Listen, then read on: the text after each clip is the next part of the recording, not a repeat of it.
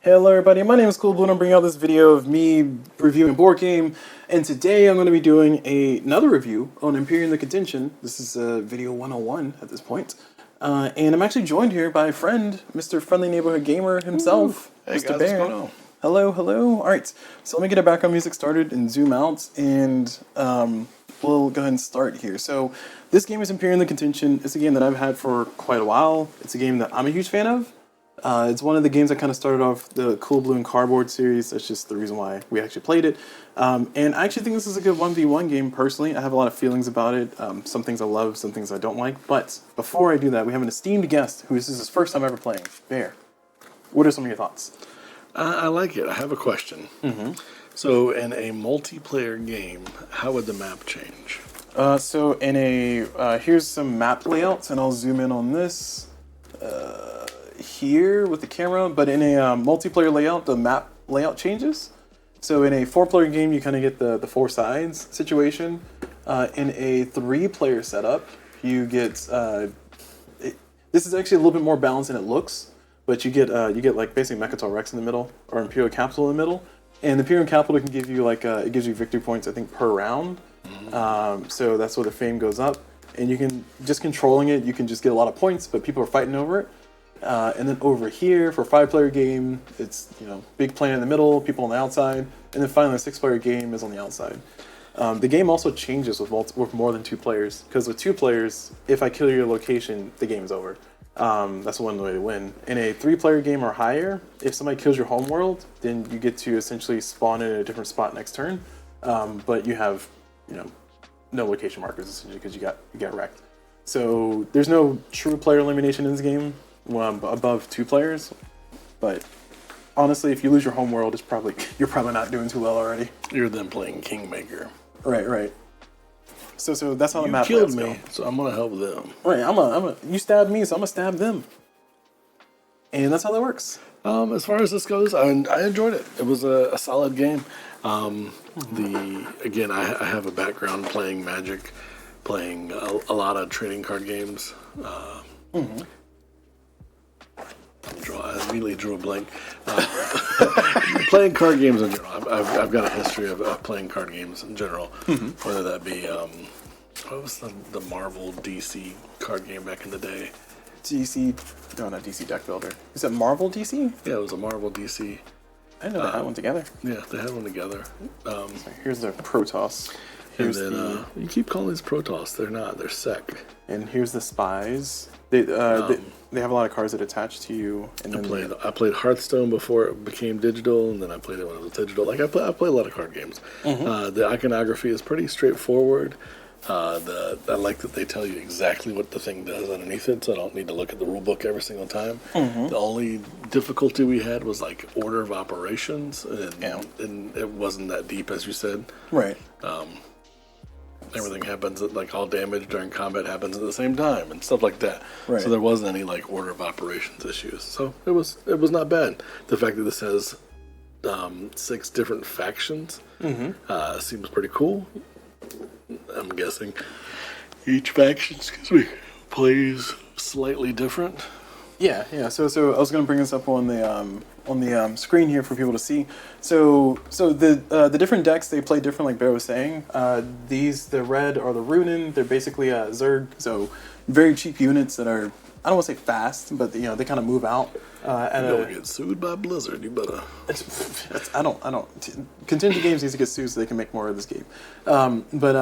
Sorry, no, don't sue Contingent Games. They're good. But they're basically cheap units that move somewhat fast. I mean, I could reinforce really easily. It's the fact that you could breed them where you wanted them. It's not like they're not fast, but they are numerous. Right. And fodder. Yeah. And then unless you get that damn thing that makes them get bonuses, that card was then they're no longer fodder. So that card was so great. Oh man, I had my guys fully powered up, and they have the Terran who have a lot of range, who have range, and they have a lot of action cards. I think their big thing is they play action cards that just do damage to you for no reason. And by action cards, you mean missiles? Missiles, like fire is a missile. Yeah. But I am tired. No. And then you have the Avar. The Avar, I think for them, they have more range, but they're a little bit, kind of flimsy, long range units. We didn't play with these guys, but I think they have a range 3 ship in here. I think their capital ship is a range 3, and it's pretty ridiculous. So they're kind of like the Eldar from Warhammer 40k. Sure. I don't know who they are. Who they are. Space elves. There's a range 2. I thought there was a range 2. I'm trying to find the capital ship. Oh, there it is. Yeah, their capital ship is a range 3, and it's a big boy. But as you can see, relative to the ships I had and relative to the ships you had, I mean, 6/6 is not a ton. Yeah, but it's shooting you from 3 spaces away. Right. So if you can keep it alive, that thing is gonna wreck you. I mean, in a 2-player game, that's just shooting into your base. Right, practically. And it really is. There's only 3. There's Yeah. Sorry. So Bear's pointing to the board here. Here's the map layout. here 1, 2, 3. I'm shooting your base. You're just chilling at home world, just pew pew. Now my question with that is range. Is it 1, 2, 3? Yes. Oh, So you can do some really annoying shooting stuff. around corners. And then going back over here, we have the robot guys. I don't know what their name are. Robot guys. Yeah, the robot guys. Cyborgians. The Cyborgians. For the robot guys, they are they have a lot of cards that disrupt things. So they're the Mechan. Wow, unique names. The Mechan, the robot guys. The Mechan be reckoned. They have cards that basically disrupt. So they have cards that can disable a ship for 1 round. And that's been pretty devastating. It's like you got your big ship, get ready to do a big attack, and they just disable it for 1. And then they just fly around it. It's just like, well, this is annoying. Oh, also, a thing that didn't come up in our game, but it's important. You cannot fly through enemy ships. It did not come up in our game. I assumed so. But then you got these guys who are the spies. They have a lot of cards, kind of like your guy who was talking junk, the agent guy. They attach to your opponent. They let you do things like see cards, draw 1 card, or draw 2 cards, discard 1, and give it to your opponent. Stuff like that. Draw your 2 cards from your opponent, stuff like that. I don't know if they have that exact effect. But they're pretty strong, especially if you can get this one. Attached to an enemy ship that costs 4 or less, you control the attached ship. You just take over the ship. Look at me. I'm the captain. Well, you're playing against the Zerg players, and it's like, I'm ratatouilleing this fucking mothership. Exactly. And then you have the Sec. The Sec are basically Protoss for all intents and purposes. They're pretty strong. They're pretty slow, but they're also very persistent, inexpensive. So this is one of their cheaper ships at 4, but it's a 3/3/1, and they have range 1 troops. So it's just pretty beastly, but it's also kind of expensive. And they also have Storm. They have Psystorm. So they could do like a Psystorm in like a spot. Instead of missiles. And that's kind of the factions. And going back to what you were saying, we only played with the essentially the cheap units because I like the Runin. I have a soft spot in my heart for Zerg. And then Bear played the Terran. And I think there was a point to where things were becoming dire for me. Not to spoil the game. There was a point where things were becoming dire for me. And then I was able to turn around mostly because I could spawn a ship on top of my ship. Yeah, that's the thing that I think pushed me out, is that I had pushed my way all the way forward, and you were able to spawn ships behind hopscotching around me, and I couldn't hold you off. Right. So I didn't know how rare my missiles were going to be, so I used them early if I had held on to them or waited a little bit longer. Because again, it's my first time playing. Right. So again, I like this game. Knowing your deck, I feel like before the game had started, if I was going to play this again, I would look through a deck and get like a number count. Because again, card games like this, you want to know how many of everything you have, so you kind of get like a statistics of it. Right, and you kind of want to know what you can do with it. And here is the pre-constructed deck list. And I wanted to show you this later because it's called a pre-constructed deck list. The reason why I'm pointing that out is because you do have generic versions of all the cards in everybody's factions. You can do a draft. So it's not a TCG, but you can literally just say, okay, I want the Runin's ability, I want this ability. But you have to be careful with keywords at that point. There's a lot of Merc cards in here too. But you have to be careful with keywords because a lot of my Runin abilities were for bio. Yeah. So if you don't have the right stuff, then you could, hose yourself. But you can build your own decks. That's kind of cool. I think it's a game that I've been wanting to kind of play a little bit more with more people because it's just, I want contention games to make more of this. I mean, I get it, Slay the Spire is printing money for you, but make more of this. Do some. I mean, I think this is kind of getting a little bit in the weeds here, but I feel like there is, if I hand you a button and you push it and you make money, you're going to keep pushing it. Like this, what is the score for this on Board Game Geek? I think this one has a solid 8. Let me check. because I think when I first got it, I was like, is this an 8 or higher? Or is this a 7 or higher? I think it was an 8. I was like, oh, hell yeah. So Board Game Geek has this ranked at 7.8. I'm a liar. It's pretty. I mean, that's pretty close though. I mean, well, 7.8, a game that came out in 2021, which, like I said, I think I remember seeing it at an 8. I still feel that's pretty good. Yeah. It held pretty good. I would be curious to play this at a higher player count. I would not be opposed to that, only if it's even numbers. Because I played a 3-player game, and the person who's kind of in the middle, like, it kind of sucks. Yeah, I was looking at the map that was in the box, and it was like the person in the middle is 3 spaces away from everybody. Yeah, technically everybody's 3 spaces away from everybody, but like they have like an outer edge. Unless this is somehow connected, these 2 players are not. I'm sorry. I was looking at it as the person in the middle was down here. No, you're correct. Yeah, the person in the middle just kind of has to deal with, balance the player in top. It boils down to these people. If these 2 people will fight, this person can sneak for that. So it's kind of like, do I attack this or do I defend this? Well, it has a balance note. The person who's in this position gets 1 extra card. And the starting in, I mean, you start with 6 cards instead of 5. Mm. I don't know if that changes. Oh, no, you start with 5 cards instead of 4. It would depend a lot on the faction, but I'm agreeing with you on this. I do like the fact that I was looking at this map and it's like everybody's 3 away, and 2 away. Yeah, and so I feel this person's super safe. That's 3, yeah. So that person, like, you might want to put your newer player there. And I feel like a higher player count. So I had plays at 4. And at 4, there was a longer period. One person was playing the spies, and one person was playing the machines. And the machines, I think they have a way to get a bunch of cards in their hand. So whoever had the machines had like 17 cards in their hand and $2. Because they didn't have any locations, they couldn't play anything. And the person with the spies had no cards, but they had, they could see this person's hand. They could also do this, and they could also do this if they wanted to. They could trigger that if they wanted to. So it ended up becoming like a much longer game than what I feel like it should be at 2 players. I think 2 hours is like pushing on the higher side. With learning and playing in my AP, I feel like 2 hours is about where we landed. But I feel like you can easily crack out a game of like 1 hour if everybody's aware of what everybody can do and has an idea of what they want to do. And in a 2-player game, the board state doesn't change too dramatically. It's just legitimately for me, I kept forgetting keywords, and then I think for Bear, because I took so long, Bear might have forgot what he wanted to do or something. I knew what I wanted to do. I had a plan every time. Mm-hmm. It just boiled down to what did I do? Yeah, which is fair. So my question for you: do you feel that your faction could handle this faction in a rematch, knowing what you know about both of our decks? Yes. Okay. So you feel like you have a much better advantage. Yeah, mm-hmm. I feel like I have to maintain. Now, I did not know that I had a lot of range. Mm-hmm. So if I had not been so aggressive in the beginning and just like maintained my border until I got my range to back it up, and then slow walked across the board, marched across, and then had missiles prepared, yeah, I would destroy you. And on top of that, like there's one point where you started turtling with your big ships here, and I had my range mothership, and it was a shipyard.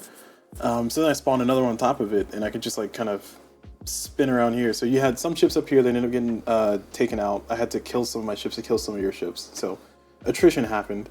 And then you had a bulk of your range back here because you couldn't reinforce fast enough. Or at least they showed up late enough to where I could have scooted them up, but then I would have got a hit. So I was like, well, I'll just wait a turn. Right. And shoot anything that gets near me. And that was just enough time for me to like steal this, which ultimately didn't win me the game. What won me the game was like stealing something back that you took from me.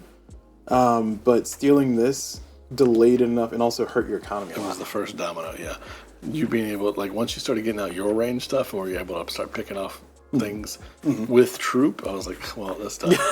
Like, I shot you from a range, and then I also splooged my troops on your planet, and it, yeah. I do think range troop is broken, but I also think missile anywhere is broken, so. How to balance a game, break everything. Yeah, if everything's broken, nothing's broken. Right. So what would be your overall feeling on this game? Because I'm curious, are you somebody who likes Magic the Gathering or has a background in Magic? I like Magic. I just don't like the company that. I don't like Wizards of the Coast. Mm-hmm. I feel like they've monetized it in a way that is predatory. Mm-hmm. Because again, I really enjoyed card games. I enjoy the concept of it, but the fact that it's like just one more pack, not my jam. I like it. The thing I would probably like to see, and this might be something that you could do because I know you got them, is maybe those little life counters. Oh my gosh, yes. Because the math, it would make math easier. For the ships? Yeah. Well, the ships are either dead or alive. More so that like this guy gets +1/+1, this guy gets +1/+1. I see. Like being able to quickly do math instead of like I remember there was multiple times where you were like, yeah, well this is gonna die and that one won't die, and I'm like, nope, they're both gonna die. Right. But I didn't want to say anything because I don't want to give like again I'm from a competitive background when it comes to this kind of games, and I know we're not playing competitive, right, but I right. still like and understood on that one because like there's a point where you're like it's not gonna die yet. And Right. then you play the card, like it's gonna die now. I was like, well, I mean, I stayed true to it's not going to die. But then you like the way you said that, and I was like, well, yeah, because I got a card in my hand, it's going to make it die. But I made sure that the current board state, it's not going to die.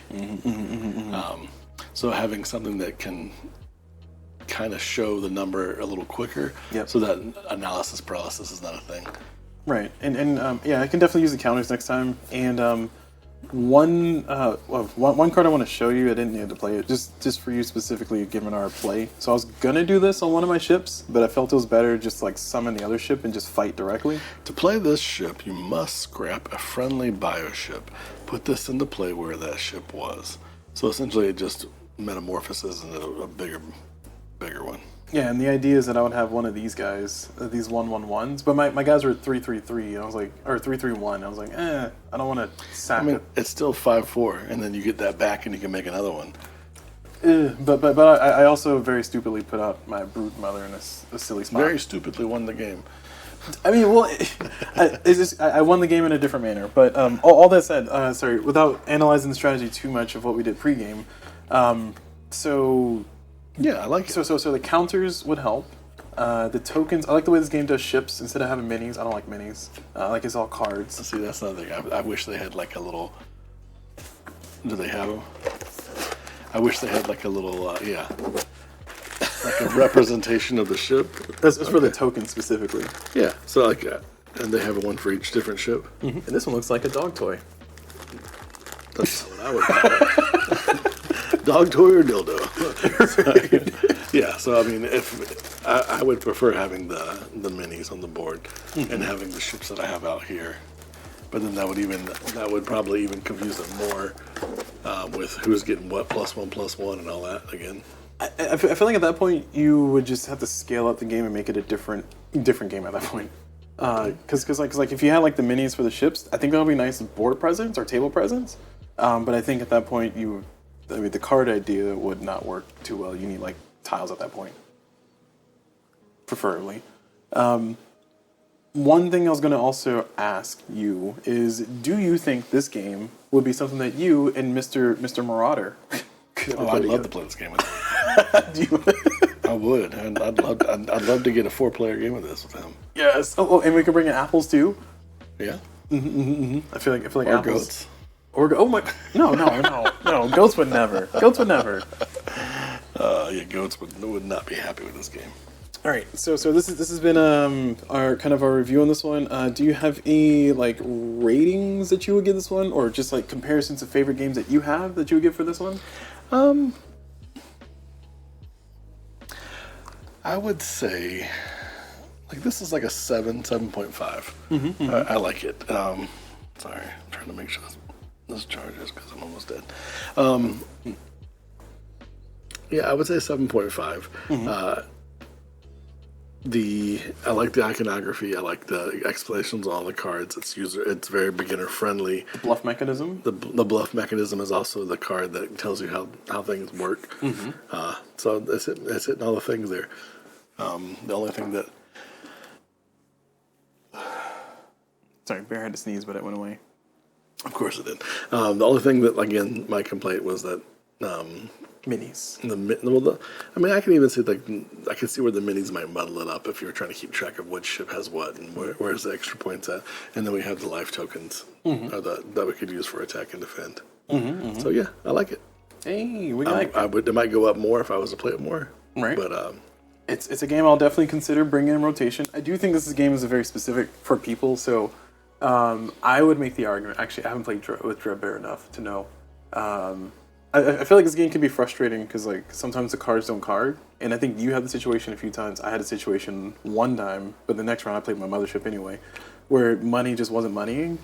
Well, you're definitely, once you're down, you're down. Like, it's like, crap. I'm like, I was high. I was like rolling in the money. Right. And a couple times, instead of, I didn't understand the mechanic that if I didn't take territories, that I wasn't going to get money. Mm-hmm. So I was like, no, I need to make sure that ship doesn't die. When it's like, no, you're going to get more ships.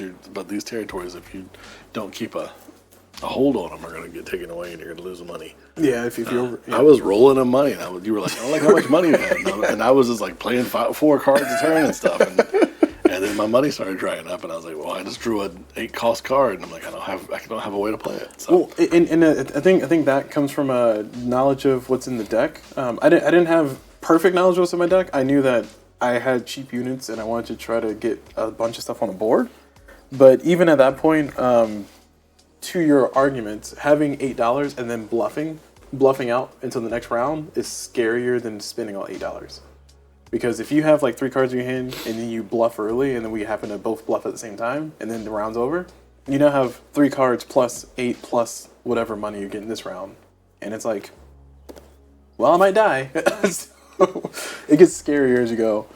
The more money you have, the more cards you have. See, I'm curious how the bluff mechanic works with multiple players. Oh, it's fascinating. So if everybody bluffs, then the round is over. Right. But if one person bluffs, everybody bluffs up for one person, the round will go another round. Right. So you can have situations to where, like I've had a situation to where, especially when the spies are in the game, they want to bluff somewhat often because they want to see what people are doing and try to react and then like have spies do things. I played a game where somebody had, like I said, the one game I keep quoting, the guy who's playing, or some the one person's playing the machines, one person's playing this, one person's playing that. I was playing the Ruin, of course, and every round reliable, first turn bluff, just every single time. So we predicted it, so we all bluffed at the first turn on a round that we didn't want who was playing the spies to do a thing, and he was like, "Oh, wait, why did you guys do that?" I was like, "We knew you were gonna bluff, and we don't want you. You got too much money, and we need resources, so we just went a whole nother round." So it can be an interesting mind game, is what I'm saying. It plays out probably what you were hoping to in an ideal situation. And the fact that when you bluff, you can come back in and play a card next round, that adds to the mind game. It might add too much in a 6-player game, in my opinion. But You've never played a 6-player game? I've only played 4. 4 is the highest I played with this. I feel like 6 would be... I feel like it would get annoying when everybody's like, oh, look, we all need to go out, let's go out. Right. And then one person's like, nah. Well, you have to have something to play. And then you play that one card and it's like, all right, come on, let's go out. And they're like, okay. And then another person's like, nah. It's like, oh, you get angry. Which is why I think in a 2-player game, it works well. And a 4-player game, you can even do teams. So maybe Goats will play with that. Maybe. Probably not, but maybe. Everybody's on one team except for one. I don't know. So, do you have any critiques or opinions? My joke critique is that Contention Games needs to make an expansion for this. It's been 2021. I get it. Slay the Spire. So, for those who don't know, I keep bringing up Slay the Spire because Contention Games was commissioned by Megacrit to turn Slay the Spire, the video game, into a board game, and they did really well. And they're working on Downfall right now. The Downfall Kickstarter was done, Slay the Spire Downfall, and Slay the Spire 2, the video game, came out recently, so their Megacrit's probably going to get Contingent Games to make Slay the Spire 2 the board game. So what I'm saying is that this is so far along the pipeline. So as my joke criticism, they need to just buckle down and make a version 2 of this. Their PR response is, we'll eventually get to it. I wouldn't say version 2, but like more races. Yeah. More locations that do different things. More like map capture flag. Or like a booster pack. I hate to say the words, a booster pack for each race that's already out, plus 2 new races. Or maybe in a rebalance, because I feel like we were talking about this earlier, some things are broken about what the Terran can do, some things are broken about the Runin can do. Just add more missiles. Like, double down on what's already there and like... Fires and missiles! Yeah, so... I'm a fan of broken. Like, everybody's broken, nobody's broken. So my only one major critique is that I do think this game hits a middle point to where once you've kind of played everything and seen everything your faction can do, then you start saying, ooh, how do I win with the current board state? You end up in like this weird quagmire to where nothing is changing. and everybody's fighting back. So you try to do a thing, it gets pushed back. I feel like this game, I don't want to say this game can end in a stalemate, but I feel like there should be a way to have this game end in a stalemate that's not egregious to all players playing. As in, you should be able to say, I think I'm good. You know, we'll draw. Well, the fact that the draw mechanic comes into play, I feel like it would limit. Like it boils down to the luck of the draw. So having cards that allow you to draw extra cards, your abilities that let you draw extra cards are kind of key. Because if you're not going through your deck to get the cards that you want, you're gonna die. So what Barry's saying is get good and draw cards. Also, no, you're correct, because sometimes it's better to draw a card, because every single one of our homeworlds just lets us draw one. Right. And I think we have some way to draw a card. Like I had my guy when I settle a location, I draw a card, and then yours was you just draw two. No, I'd get a bonus to one of my ships and then draw a card. Well, I mean your commander card. It gives all my ships +1/+1.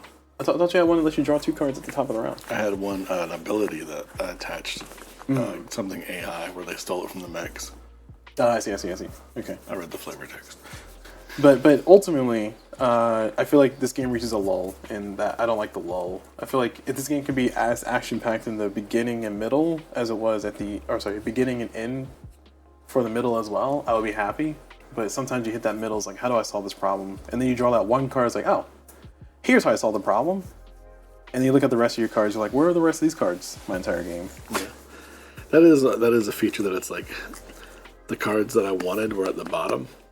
And so at the end of the game, I got to look at the cards. I'm like, oh, well, this would have been really useful for what I wanted to do. Well, this would have been really useful for what I want to do. So there's like I think there's one copy of quite a few cards in your deck. Yep.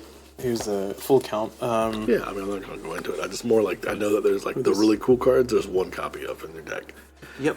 Everybody most ships have 2 copies of it, except for your flagship. Right. You get like your hero. And you got like, I think I had like a seal ops team or whatever, where they're going in and blowing up ships or structure or whatever. But you had no structure, so it was freaking useless.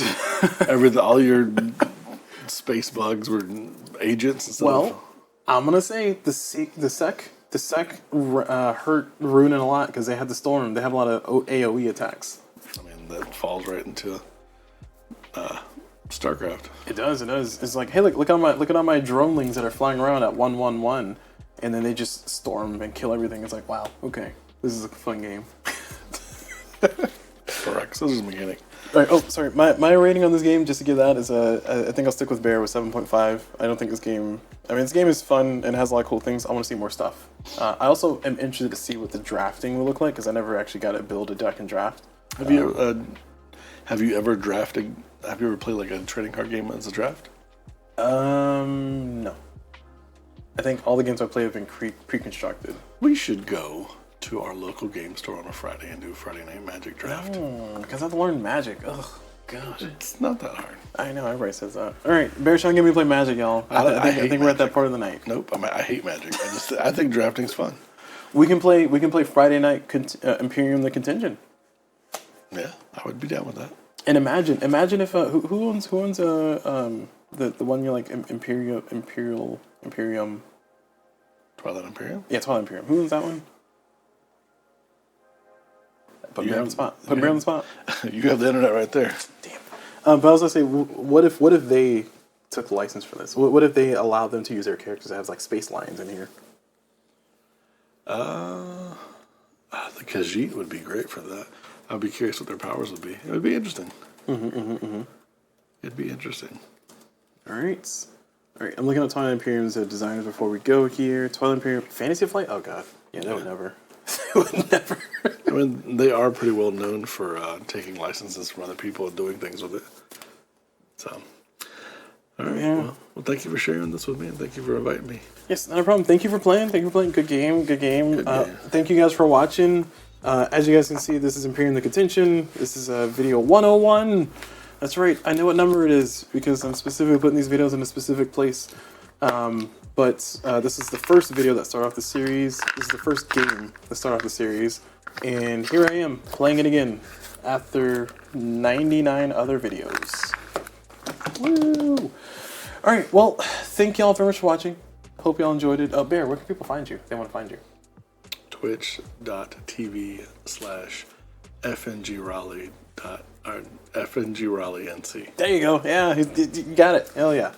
You can check him out there, or you can check him on YouTube, which is at Bear. No, is it at FNG Bear? I think it's at FNG Bear. Oh, I can look it up and correct it later. But check him out there. He'll be linked in the video. And yeah, thank y'all very much for watching. Hope y'all enjoyed it. And as always, I'll see y'all whenever.